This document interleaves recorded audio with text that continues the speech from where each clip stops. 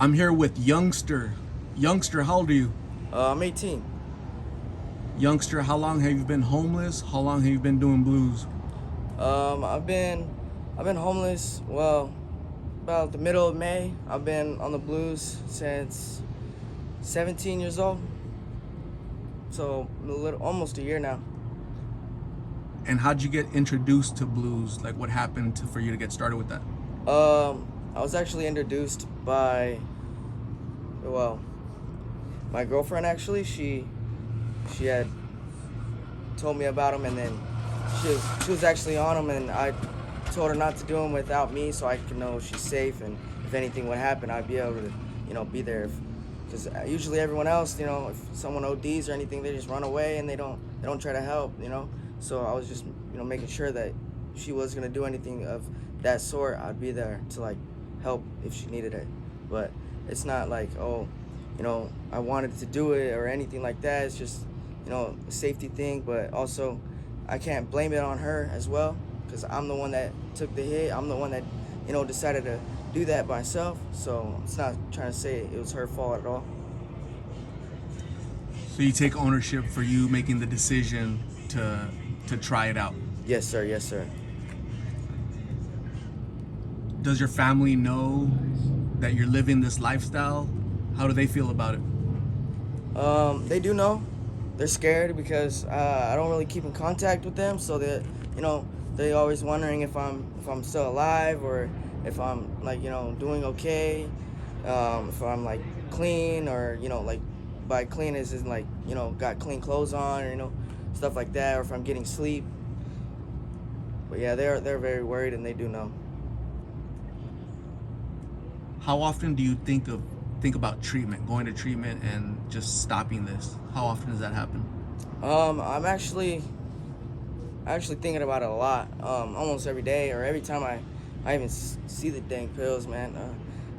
Pills, just like yeah. Every time I see them, I think about it, because I was actually in rehab not too long ago. I think back in the end of May, or like somewhere in there, I had went to rehab and I relapsed. So yeah, I do think about it a lot. What triggered you to relapse? Um, I think what triggered me to relapse was I ended up in the middle of May I was homeless, and then I ended up going to rehab, and I got clean, and then I had a place to stay, but there was some conflict in that home, and it ended me up not being there. So coming back out on the streets, and trying to fend for myself, it just seeing it around me constantly, it drove me back. What's your biggest fear of your current lifestyle, living out here? What's your biggest fear? What worries you the most every day? uh Losing the relationship I have with like family members, my girlfriend, and her family and stuff like that. Losing that relationship I had prior to being out here alone. Where do you think you're going to be, or where do you want to be in the next 3 months? In the next 3 months, I'd drive myself and push myself to at least get off the streets and get help. That's the first step, is trying to get help. Is there anything preventing you from doing that? Right now, I don't think. Yeah, I'm good. Just hold on.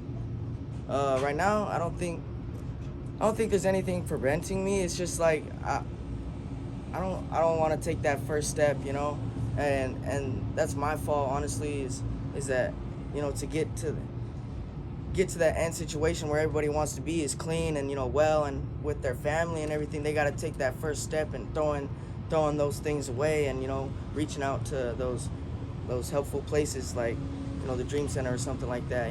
And I guess myself, the only thing is I don't want to take that first step, or I'm scared to.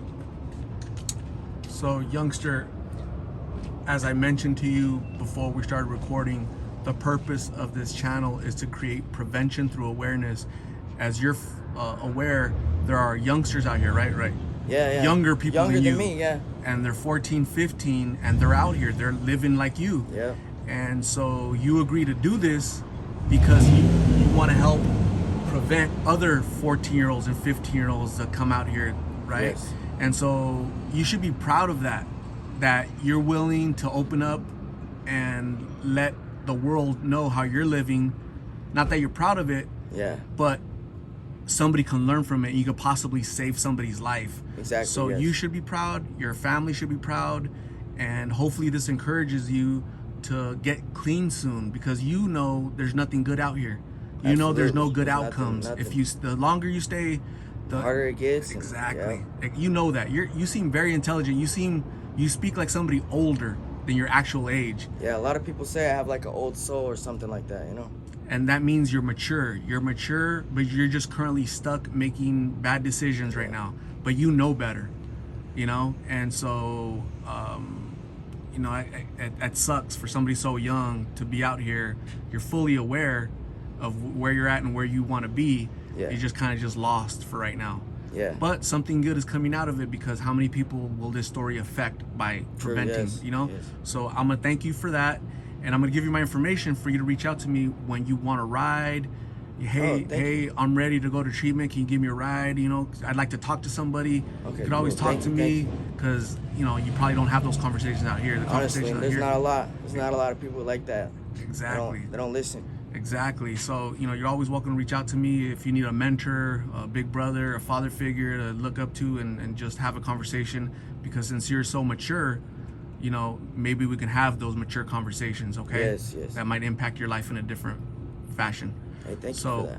thank you very much. Stay safe, and we'll talk soon, okay? You too. Stay safe, man.